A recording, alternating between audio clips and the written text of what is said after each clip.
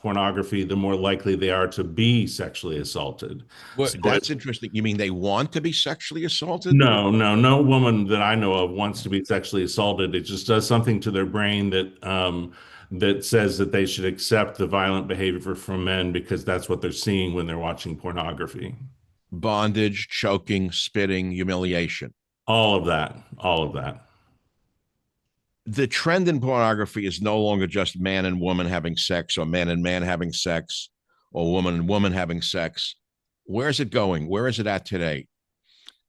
Well, where it's at today is at a much more violent place than it used to be. A lot of people who haven't seen pornography in 20 or 30 years think that it's the same as your grandfather's Playboy magazine, something like that.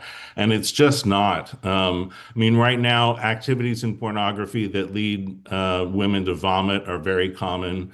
Leaving men's bodily fluids on their faces is very common. I mean, Oh my it's meant God. really to degrade women, first and foremost. Why is the women's movement, so called, not up in arms over this? Well, some of them are, and I think it's we need to be fair to the ones in the women's movement that are up in arms over this. It's just there are other women in the women's movement who say that it's empowering and we shouldn't be restricting women's choices. And Which women's groups that we may know of by name oppose pornography? um, Are there any?